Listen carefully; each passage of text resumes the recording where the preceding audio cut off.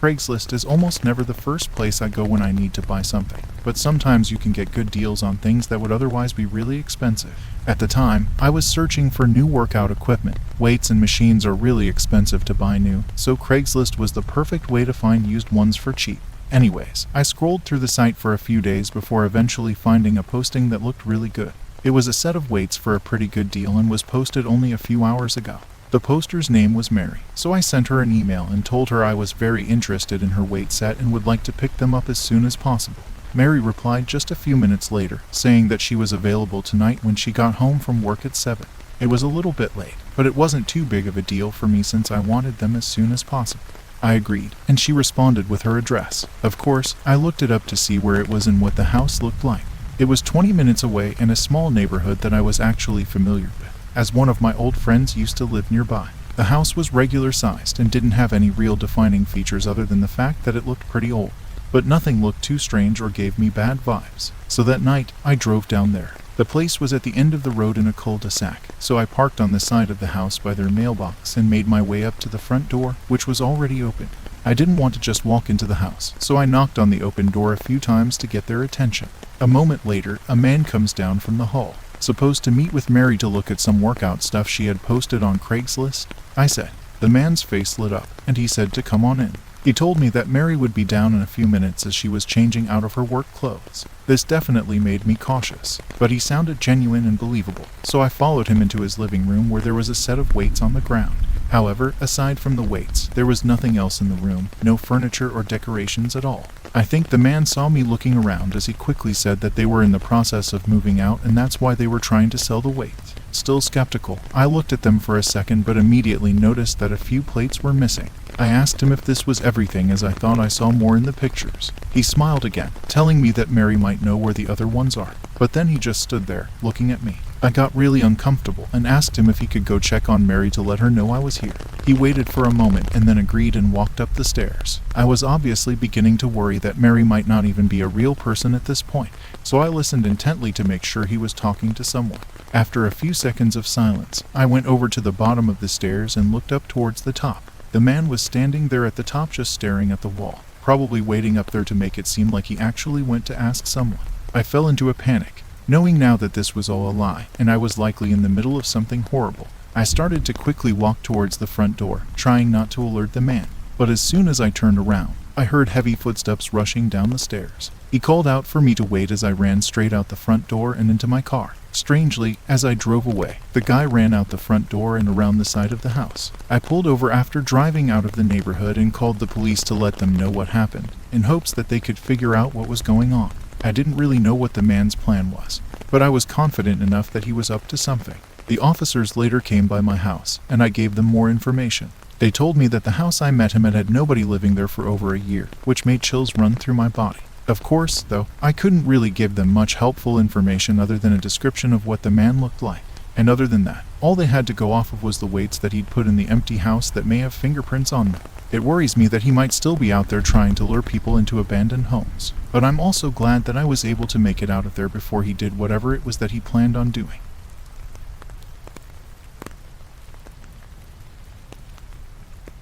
I had just graduated college, and I needed a small place to stay while I searched for a new job. I worked part-time at a small grocery store, but now that I graduated, it was time to start looking for a better job. Anyways, apartments were way too expensive to rent on my own, so I was mainly looking for places with spare rooms for rent. I knew it would be awkward for a while living in someone else's house, but I didn't have much of a choice, to be honest. My old roommate from college suggested looking on Craigslist, as most other sites at the time didn't let you post single rooms in a house, or maybe it was just really hard to find them. Either way, Craigslist seemed to have a ton of options to choose from, so I stuck with it. After a few days, though, I started to get frustrated, as none of the people would reply to my requests, and the ones that did would just apologize and say it was already taken. But then on Saturday morning, a new room popped up.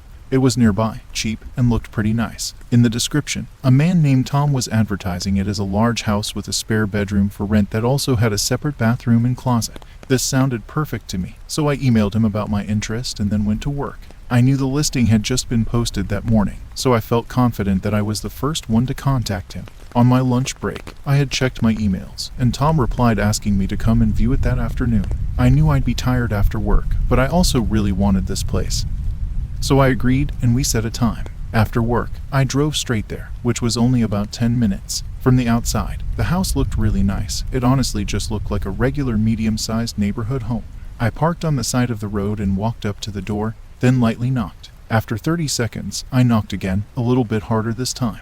A minute later, I pulled my phone out to text Tom, but just before I sent it, he opened the door and invited me in. I immediately noticed he was sweating a lot, as if he had just finished a long workout, and he smelled awful. I didn't want to be rude or anything, so I just ignored it. He began walking me around the ground level floor, showing me the kitchen and the living room.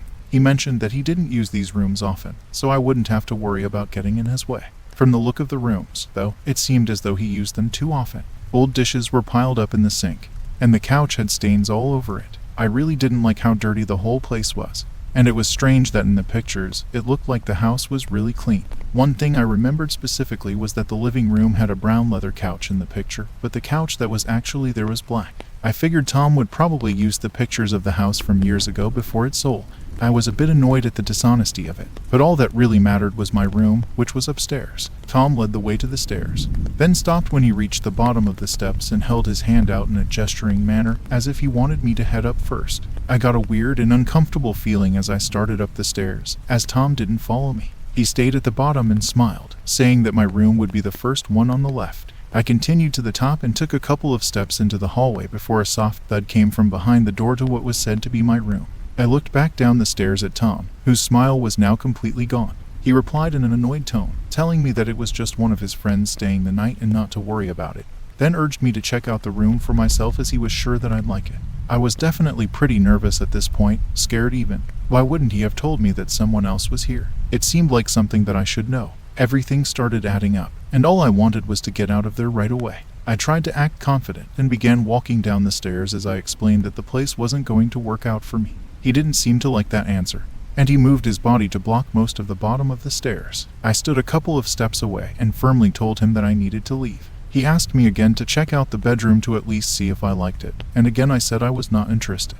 He looked at me for a moment, then to my surprise, he smiled and said okay, stepping aside. I quickly walked past him and straight out the front door. I don't know what was going on in that house, but something didn't feel right about any of it. I even felt lucky to have been able to leave so easily. In the moment, I thought I was going to have to force my way out. I checked Craigslist a couple of hours later, and the posting had been removed. I still wonder who and what was in that room upstairs. For all I know, it could have just been an empty room, but something tells me that it was something much worse.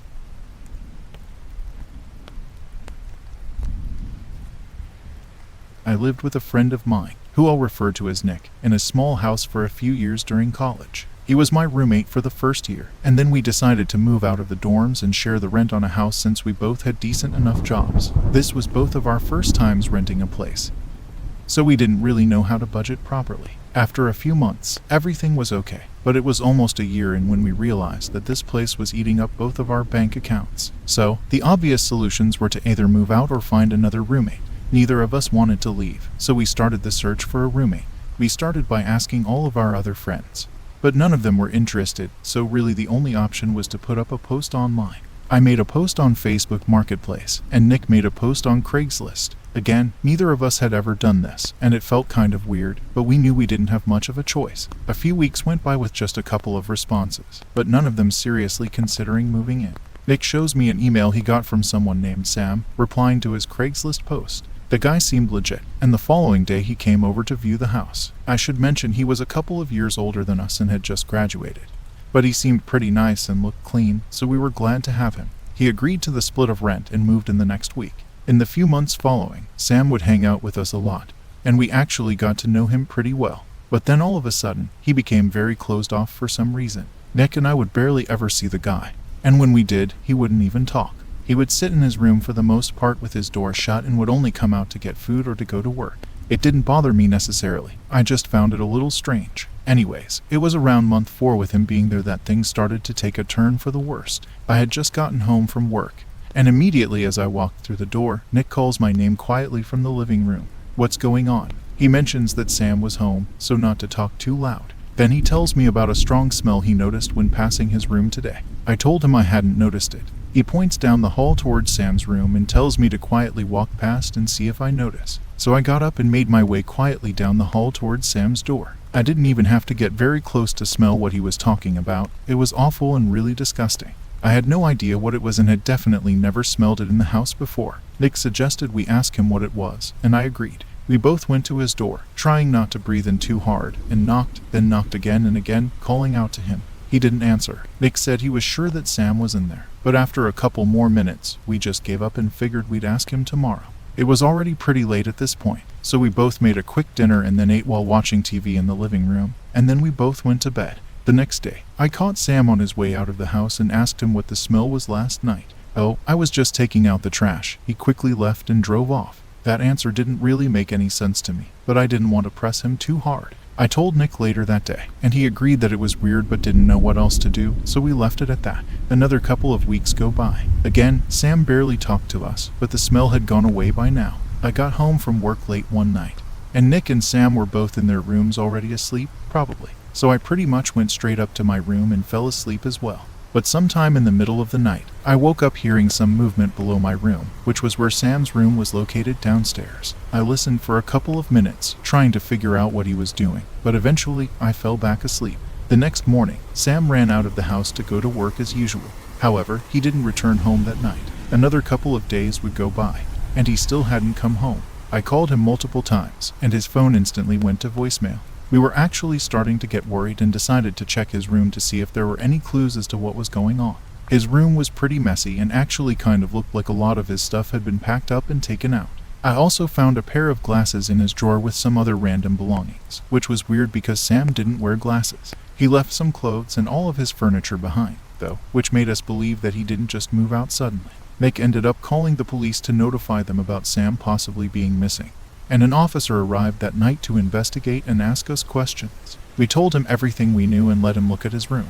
Nick also gave him a picture that we had taken together back when Sam first moved in.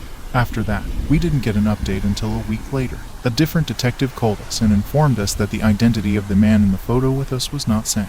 They said a family member recognized them as their missing son who had been gone for almost a year. After that, the case got a lot more complicated, and we didn't have much helpful information because the guy pretty much lied about everything he told us. So after a little bit, we lost contact and stopped getting updates. As far as we were told, the man was just some regular guy that was living with his parents who suddenly went missing for no known reason. He never came back to our house, though, and I'm not sure if he was ever found. It's definitely the most interesting and creepy experience I've had, though, just knowing that I was living in the same house as someone who made up a completely fake identity and was legally missing gives me chills every time I think about it. It's pretty hard not to assume that this man was trying to hide from the police because of something he had done or was still doing.